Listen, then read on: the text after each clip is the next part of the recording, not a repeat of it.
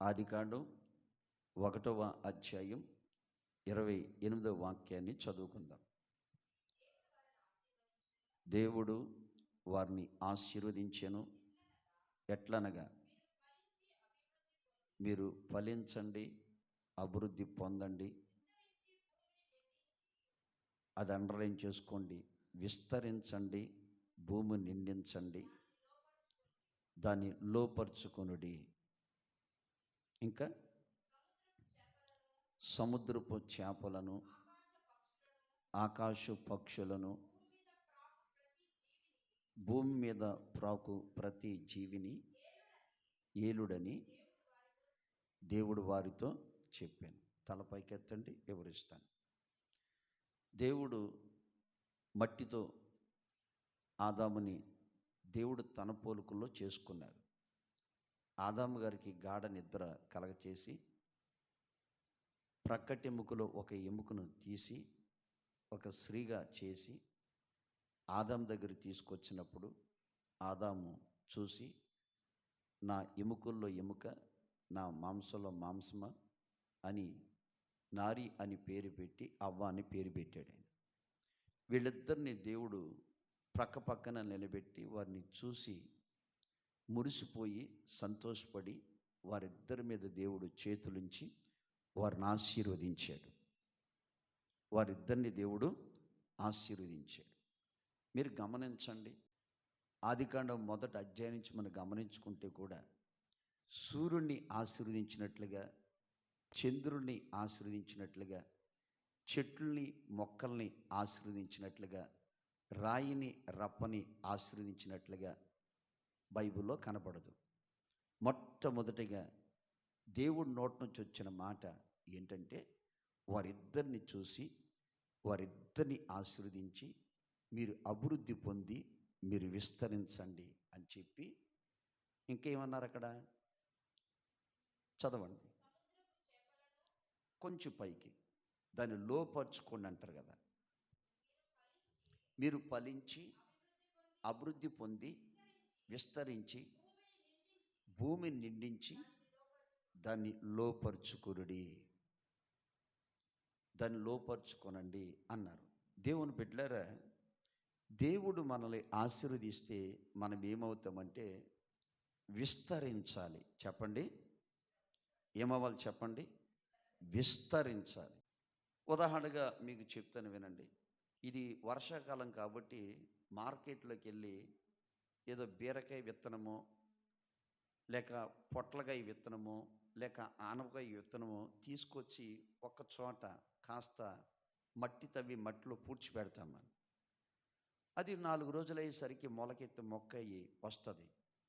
కానీ ఒక 3 నెలలు అయ్యేసరికి విత్తనం చిన్నదే కానీ ఆ ప్రాంతం అంతా కూడా అల్లేస్తుంది. అది విత్తనం చిన్నదే కానీ ఆ ప్రాంతం అంతా అల్లి ఆ ఒక విత్తనమే పెద్ద పాదుగా మారిపోయి కనీసం అనేకమైన కిలోలు, అనేకమైన కేజీలు ఏమిస్తాయి చెప్పండి? బీరకాయలు విస్తాయి, లేకపోతే పొట్లకాయలు విస్తాయి. అంటే ఒక విత్తనం ఒక మూల నాటితేనే ఏమంటే విస్తారంగా అది విస్తరిస్తుంది. అలాగే దేవుని బిడ్డలైన మనము కూడా దేవుడు ఆశీర్వదిస్తే మనం విస్తరిస్తాం, తర్వాత భూమిని నిండించి దాన్ని లోపరుచుకుంటాం. మీరు గమనించండి, ఆ రోజుల్లోనే అవ్వ ఆదాము దినాల్లోనే ప్రాకే పురుగులైనా, ఏమండి మృగాలైనా, జంతువులైనా, జలచరాలైనా అవన్నీ కూడా వాళ్ళకి లోబడుతూ ఉండేవంట. ఆమేన్. ఇప్పుడున్న ఏనుగులు, ఇప్పుడు ఏనుగులు ఉన్నాయి, ఎక్కడ? అడవులో ఉంటాయి. ఇప్పుడు చిరుతపుళ్ళు ఉన్నాయి, అడవులో ఉంటాయి. ఇప్పుడు టైగర్లు ఉన్నాయి, అలాగే సింహాలు ఉన్నాయి. కొన్ని మనం జూలో ఉంటాయి, కానీ మనం వెళ్ళి అట్లా చూస్తాం. కొన్ని ప్రాంతాల్లో అయితే మనం జూలో ఉంటాం, అవి బయట తిరుగుతూ ఉంటాయి. అవునా కదా? మనకేమో చుట్టూ అల్లేస్తారు, ఇనప్రాడ్లు పెట్టి మనల్ని అందులో పెడతారు, అవేమో స్వేచ్ఛగా తిరుగుతూ ఉంటాయి. కానీ ఆ కాలంలోనే ఒక మాటలో చెప్పాలంటే ప్రతి జీవికి ఎవరు పేరు పెట్టారు? ఎవరు పేరు పెట్టారు చెప్పండి? ఆ ఏనుగు వచ్చింది, దేవుడు అన్నారు, దీనికి ఏం పేరు పెడతాం? ఇది తొండం బాగా పొడుగ్గా ఉంది, కాళ్ళు ఏం స్తంభాల్లో ఉన్నాయి, అమ్మో చాలా ఉంది, దీని పేరు ఏనుగు. హల్లెలూయా. అది గాండ్రించుకుంటూ సింహం దగ్గరకు వచ్చింది. చూడగానే ఆదాము దాన్ని అట్లాగా జూలు అట్లా సవారు చేసి దీని పేరు సింహం అన్నాడు. ఆమేన్. అంటే చూడండి, జంతువులన్నీ కూడా ఏమైపోతున్నాయి? వాళ్ళకి లోబడుతున్నాయి. అంటే ఇక్కడ నేను చెప్పే మాట ఏంటంటే, ఆశీర్వదించబడ్డ మనము దేనికి లోబడకూడదు. ఆశీర్వాదమైన ఏదైనా సరే అది మనకే లోబడాలి. ఆమేన్. అంటే దేవుడు మనల్ని అంటే దేవుడు మనల్ని ఆశీర్వదించినప్పుడు మనం విస్తరిస్తాం. విస్తరించిన తర్వాత దేనికి మనం లోబడకూడదు, ఏదైనా మనకు లోబడాలి. ఎలాగో చెప్తాను వినండి. ఉదాహరణగా యోబు గారు ఉన్నారు. యోబు గారికి దేవునికున్న బంధం మామూలు బంధం కాదు. ఆయనకున్న ఆశీర్వాదం ఊజు దేశములోనే అంతటి వాడు కూడా లేడు. అసలు అతని వంటి వాడు లేడు. అతనుకున్న ఆస్తి ఐశ్వర్యాలు ఆ పట్టణమే కాదు, చుట్టుపక్కల పట్టణాలు కూడా లేదు. ఆయనకు 10 మంది పిల్లలు, బహుమంది పనివారు, ఒంటెలు, ఎద్దులు, గాడిదలు, గొర్రెలు, మేకలు, ఇంత సంపద ఉంది. అయితే గమనించండి, మనుషులు ఎలా ఉంటారంటే ఆశీర్వదించబడ్డ తర్వాత దేవునితో కాస్త బంధము, దేవునితో కాస్త సావాసము మనుషులకి తగ్గిపోతూ ఉంటుంది. అవునా కాదా? ఏమీ లేనప్పుడు భక్తి చేసేవాళ్ళని చూస్తాం, ఏమీ లేనప్పుడు ఉపవాసం ఉండేవాళ్ళని చూస్తాం, ఏమీ లేనప్పుడు బైబిల్ చదివేవాళ్ళని చూస్తాం, ఏమీ లేనప్పుడు చక్కగా త్వరగా దేవుని సన్నిధికి వెళ్ళేవాళ్ళు మనం చూస్తాం.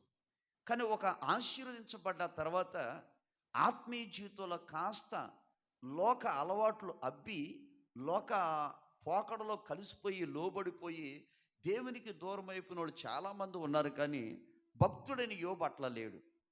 యోబు గారి జీవితంలో ఏది కూడా దేవునితో ఉండనివ్వకుండా ఏది కూడా తన జీవితంలో అడ్డుపడలేదు. మీరు గమనించండి, ఇప్పుడు అగ్ని వచ్చి పశువులన్నీ తగలబెట్టేసింది. ఆయన మనసులో బాధపడాలి. నేను ఇంత భక్తి చేస్తుంటే నాకు ఇట్లా జరిగిందే, నేను దేవుణ్ణి వదిలేస్తాను అనాలి. లేకపోతే 10 మంది పిల్లలు చనిపోయినప్పుడు కూడా భక్తిని వదిలేయాలి. దేహములో అనారోగ్యం వచ్చినప్పుడు కూడా దేవుణ్ణి విడిచిపెట్టేయాలి. అంటే ఆస్తే పోయినా, అంతస్తులే పోయినా, పిల్లలే పోయినా, సంపదే పోయినా, ఏమంటే వ్యాపారాలే పోయినా, అన్నీ పోయినా కానీ ఏది కూడా అతన్ని లోపరుచుకోలేదు. నేను చెప్పే మాట అర్థమవుతుందా? ఏది కూడా అతన్ని లోపరుచుకోలేదు. అంటే యోబు గారిని అడిగితే కనుక, ఏవండి మీరు ఇంత పోగొట్టుకున్నారు కదా, ఒకప్పుడు బాగా ఉన్నారు కదా, మరి అన్నీ పోగొట్టుకున్నారు కదా, మరి ఆ పోగొట్టుకున్న దాన్ని బట్టి మీ హృదయంలో బాధ లేదా, చింత లేదా, దుఃఖము లేదా, దేవుని మీద అలగట్లేదే, దేవుని మీద కోపడతలేదే, దేవుని దూరం కావట్లేదే ఎందుకని అడిగితే ఆయన అంటాడు, ఇవన్నీ నేను వచ్చిన తర్వాత నాకు వచ్చినాయి. ఆమేన్. చెప్పండి.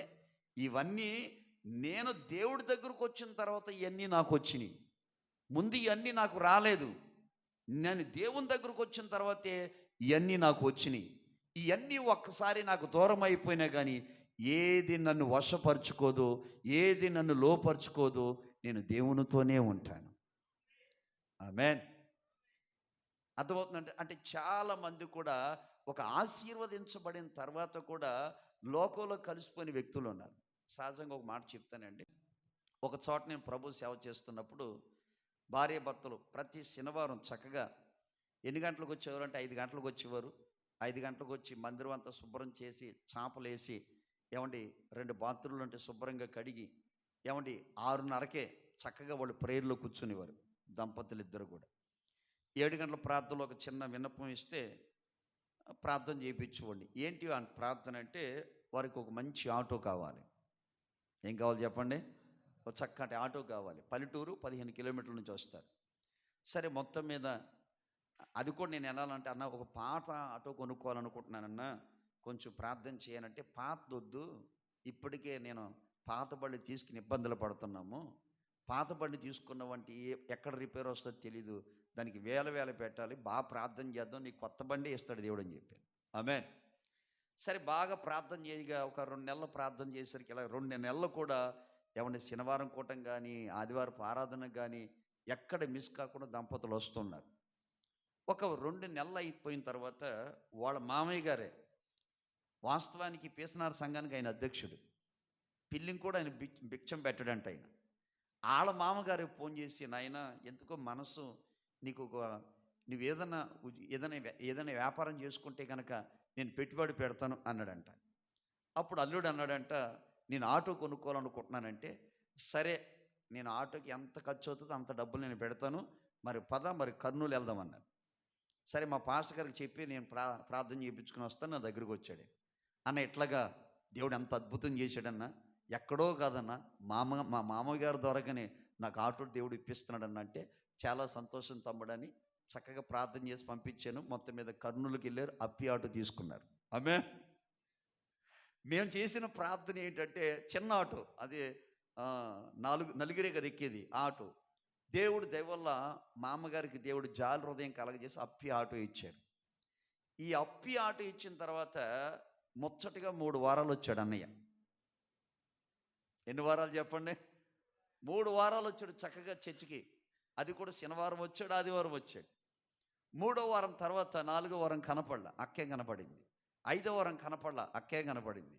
6వ వారం కనపడలా, అక్కే కనపడుతుంది.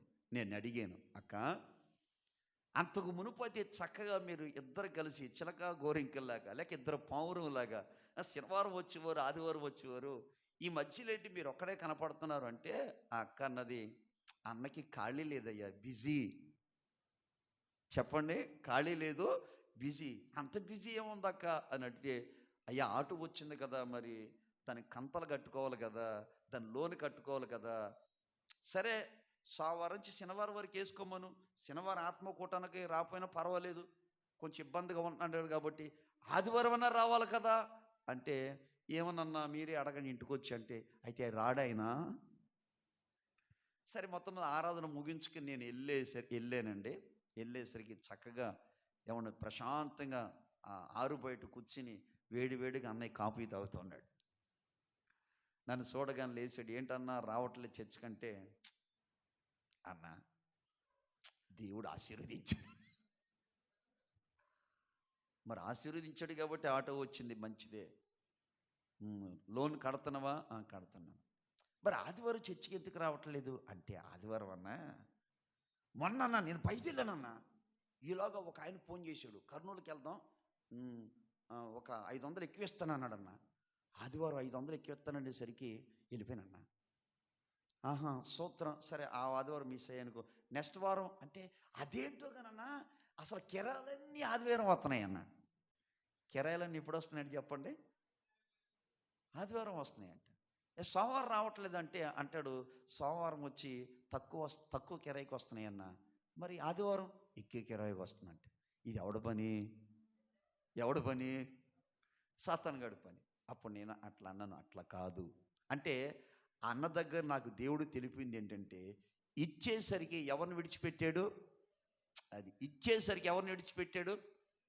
కానీ అట్లాగా యోబు లేడే, యోబు గారు లేడు. అంటే సమృద్ధి ఉన్నప్పుడు దేవునితో ఉన్న బంధం కట్టకాలేదు, అన్నీ కోల్పోయినా దేవునితో ఉన్న బంధం మాత్రం విడిచిపెట్టలేదు. ఈ రోజుల్లో కూడా మన జీవితాలు అలాగ ఉండాలని, అందుకని చాలామంది ఆశీర్వదించబడుతున్నారు, కానీ లోకం వాళ్ళని వశపరుచుకుంటుంది.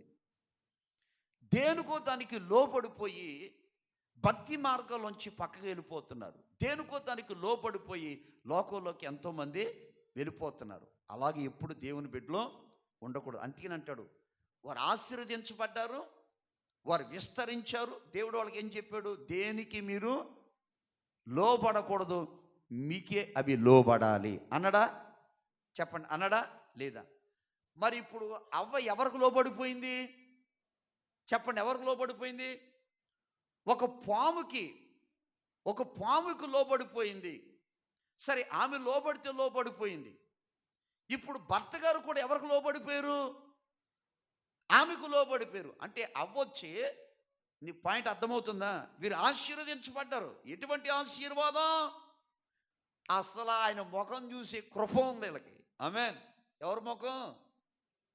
దేవుని ముఖం చూసే కృప, దేవునితో మాట్లాడే కృప, దేవునితో గడిపే కృప ఉంది. ఇన్ని ఆశీర్వాదాలు వీళ్ళకు ఉన్నా కానీ ఆఫ్టర్ ఆల్ ఒక పాము మాటకు లోబడిపోయి ఆ పండు తిన్నారు ఆ తల్లిగారు. ఆ తల్లిగారు తినటమే కాకుండా భర్తకి ఇచ్చారు, భర్త గారు కూడా తిన్నారు. ఇప్పుడు ఇద్దరు ఏమైపోయారంటే ఎవరి వశంలోకి వెళ్ళిపోయారు? సాతాను యొక్క వశంలోకి వెళ్ళిపోయి ఆశీర్వాదానికి, సంతోషానికి, సమాధానానికి వాళ్ళు దూరం అయిపోయి లోకంలోకి వెళ్ళిపోయారు. అందుకని దేవుడు వాళ్ళ మీద చేతులు ఉండి ఆశీర్వదించేటప్పుడు చెప్పాడు, మీరు భూమిని నిండించండి, విస్తరింప చేయండి, దాన్ని మీరు లోపరుచుకోండి. జంతువులన్నీ కూడా, పాకే పురుగులు కానీ, జలచరాలు కానీ, మృగాలు కానీ, ఆకాశ పక్షులు కానీ అవే మీకు లోబడాలి, కానీ వాటినే మీరు లోపరుచుకోవాలి, కానీ మీరు వారికి లోబడకూడదు. చెప్పే మాట అర్థమైందా మీకు? చెప్పే మాట అర్థమైతే గట్టిగా ఆమేనండి. అంటే చూడండి, కొంతమంది డబ్బుకు లోబడిపోతారు, కొంతమంది లోక కార్యక్రమాలకు లోబడిపోతారు, కానీ కొంతకాలానికి దేవునికి దూరము అయిపోతారు. మనం అట్లా కాదు. ఆశీర్వదించబడ్డ మనము విస్తరించాలి, ఏదైనా మనకు లోబడేటట్లుగా ఉండాలి. ఆమేన్. సపోజ్ మీకు చిన్న ఎగ్జాంపుల్ చెప్తానండి. ఇవాళ ఆదివారం అనుకుందాం. ఆదివారం మీరు అందరు రెడీ అయ్యారు, చర్చికి వద్దాం అనుకున్నారు. ఇలాగ దూరపు బంధు లేక దగ్గర బంధు, పిన్ని కానీ లేదా పెద్దమ్మ కానీ ఎవరో మొత్తం మీద మన ఇంటికి వచ్చారు. ఇప్పుడు మన బాణి ఏంటి? రాక రాక వచ్చారు. మరి వీళ్ళిద్దరిని వదిలిపెట్టి చర్చికి వెళ్తే వీళ్ళేమో ఫీల్ అవుతారేమో, హట్ అవుతారో, హామ్లెట్ అవుతారో, మళ్ళీ బాధపడతారేమో, మళ్ళీ ఊరికి వెళ్ళిన తర్వాత 10 మందికి చెప్పుకుంటారేమో. పోనేలే, ప్రతి వారం వెళ్తున్నాను కదా, ఈ వారం దేవునికి తెలియదా ఏంటి? ఒక్క ఆదివారం మానితే కనుక ఏమైనా భూలోకం ఏమైనా తలకిందులైపోద్దా? నేను ఒక్క ఆదివారం మానిపోతే దేవుడు నన్ను ఫీల్ అయిపోతాడా? ఒక్క ఆదివారం చర్చి కుదిరేసేస్తే దేవునికి ఏమైనా నష్టం కలుగుతుందా అని సమాధాయించుకుని అక్కడ ఉండిపోయి వాళ్ళు వండి పెట్టి కాలం గడిపేవనుకో, దాని అర్థం ఏంటి? వాళ్ళకు లోబడినట్టు. ఎవరికి లోబడినట్టు? అందుకని దేవుడే ఉంటారు చెప్పండి, మీరు ఆశీర్వదించబడ్డవారు విస్తరిస్తారు ఏమండి, కానీ వారు అన్నిటినీ లోపరుచుకుంటారు. ఆమేన్. ఇంకో మాట కూడా చెప్తానండి. ఆదికాండం 17వ అధ్యాయం 1వ వాక్యం. ఎన్ని సంవత్సరాలు తిప్పు కొడితే మనకున్న వాళ్ళకి ఇక్కడ కనీసం ఒక్కళ్ళకి 60 కూడా లేనట్టున్నా, 65 కూడా లేవు ఎవరికి. హల్లెలూయా. ఇక్కడున్న మనకి 65 ఎవరికి లేవు. ఉన్నాయండి? ఎవరికి లేవు. ఒకళ్ళు ఇద్దరు ఉండొచ్చు. దేవునికి స్తోత్రం. ఆమేన్. హల్లెలూయా. ఇప్పుడు ఆయన ఎంత వయసు? ఏం చెప్పండి, ఎంత వయసు? 99 సంవత్సరాల వయసు కాదండి. ఈ 99 సంవత్సరాల వయసు అంటే 100 అనుకోండి. దేవుడు ఆయనకి పిలిచినప్పుడు ఎన్ని సంవత్సరాలు ఉంటాయి? 75 ఉంటాయి. అంటే ఈ 25 సంవత్సరాలు ఎవరితో ఉన్నాడు ఆయన? ఎవరితో ఉన్నాడు చెప్పండి? మరి ఈ 25 సంవత్సరాల్లో ఒక బాధ ఉంది. ఏ బాధ? డబ్బు గురించా, పనివారు గురించా, ఆస్తి గురించా, ఘనత గురించా, గౌరవం గురించా? ఏది లేదు. ఏంటి బాధ అంటే అన్నీ ఉన్న ఏంటి సుఖం? ఒక్క కుమారుడు లేడు, ఒక కూతురు లేదు, ఒక కొడుకు లేడు. అంటే ఈ 25 సంవత్సరాల్లో కూడా దేవుడు తన్ని ఎందుకో మరి సంతానం ఇవ్వకుండా, పిల్లల్ని ఇవ్వకుండా, ఎందుకో దేవుడు ఒక ప్రణాళిక, ఒక సంకల్పం, ఒక ఉద్దేశ ప్రకారంగా దేవుడు ప్రత్యేకించుకుని పిల్లలు ఇవ్వకుండా దేవుడు చేశాడు. అయినా కానీ అబ్రాహాం గారు దేవుని విడిచిపెట్టాడా? నేను ఇంతకాలం భక్తి చేశాను, అప్పు తీరలేదు అని విడిచిపెట్టాడా? ఇంతకాలం భక్తి చేశాను, సరిగ్గా ఆరోగ్యం లేదు అని విడిచిపెట్టాడా? ఇంతకాలం భక్తి చేశాను, మంచి ఉద్యోగం లేదు అని విడిచిపెట్టాడా? ఇంతకాలం భక్తి చేశాను, భర్త మారలేదు అని విడిచిపెట్టారా? ఇంతకాలం భక్తి చేశాను, భార్యకి పిల్లలు లేరు అని విడాకులు ఇచ్చాడా? చెప్పండి, ఆలోచించండి. ఇంతకాలం నేను భక్తి చేస్తే దేవుడు మాట్లాడుతున్నాడు కానీ ఇవ్వట్లేదు, నాతో ఆడుకుంటున్నాడు అని ఏమైనా ఫీల్ అయ్యాడా? లేదు. ఆమేన్. అంటే అబ్రాం గారు ఎప్పుడు కూడా దేవునితో ఉన్న బంధాన్ని చూస్తున్నాడు కానీ తనకి ఇవ్వలేదు అన్న బాధ ఒకటి ఉన్నప్పటికీ బంధం మాత్రం విడిచిపెట్టలేదు. అర్థమవుతుందండి? అంటే నేను చెప్పే మాట, విస్తరించిన మనము దేవుని నుంచి ఎన్నడూ దూరం కాకూడదు. గుర్తుపెట్టుకోండి.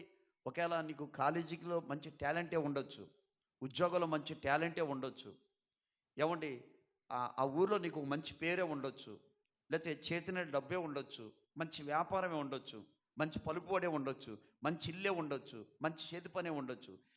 ఏది కూడా నిన్ను వశపరుచుకోకూడదు. అవన్నీ నీ ఆధీనంలో ఉండాలి. చెప్పే మాట అర్థమవుతుందండి? ఆమేన్. హల్లెలూయా. అయితే ఈ అన్నయ్య ఉన్నాడే, నా పోరు పడలేక మొత్తం మీద ఒక 4 వారాలు చర్చికొచ్చాడు. మళ్ళా యథాప్రభే. మళ్ళా 3 వారాల మళ్ళా వెళ్ళి మళ్ళా లాక్కొచ్చాను. మళ్ళా నా పోరు పడలేక 3 వారాలు వచ్చాడు.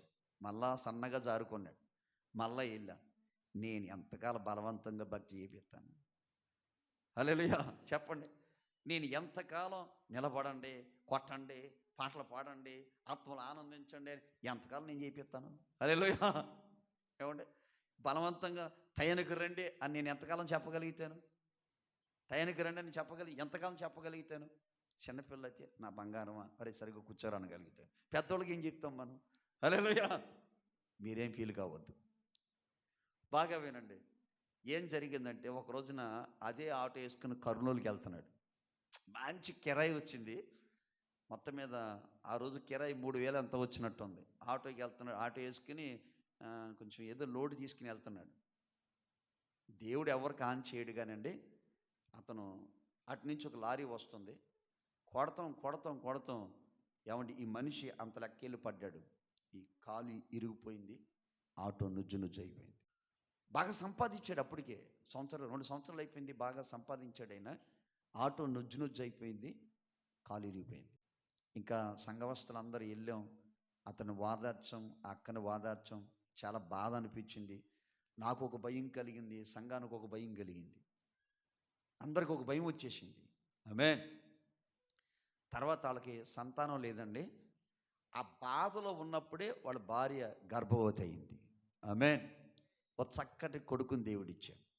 తర్వాత ఒక 1 year అయిన తర్వాత కాలు సెట్ అయిపోయింది. దేవుడి దయ వల్ల మళ్ళీ ఆటో, అది ఏదో ఫైనాన్స్ ఏదో ఉంటుంది కదండి, ఇన్సూరెన్స్ ఉంటుంది కదండి, మొత్తం మీద కొత్త ఆటో వచ్చిందండి. తర్వాత ఇంకా ఆదివారం చర్చి మండం. అప్పుడప్పుడు మనకు అనిపిస్తుంది ఒక దెబ్బ ఎందుకైనా మంచిది అనిపిస్తుంది. ఆమె దెబ్బ పడితే కానీ ఎవరైనా సరే లైన్లోకి వస్తారు. హల్లెలూయా. ఆ అన్నయ్యకి దెబ్బ పడింది. అసలు ఆదివారం పూట పొమ్మల్లో పోడు ఇంటికి. ఆరాధన అయిపోయిన తర్వాత సాంబార్ అన్నం తిన్న తర్వాత అంట్లన్నీ కడిగిన తర్వాత అప్పుడు వెళ్తాడు. ఏందన్న వెళ్ళొచ్చు కదంటాం. ఆమేన్. అంటే ఒక దెబ్బ ఎప్పుడు కూడా మనల్ని ఏమండి ఒక జాగ్రత్త పడతాం మనం. ఆమేన్. అందుకని దేవుని బిడ్డలారా చెప్పండి, మనల్ని దేవుడు ఆశీర్వదిస్తాడు, దేవుడు విస్తరింప చేస్తాడు. దేనికి మనం లోబడకుండా మనం ఉండునుగాక.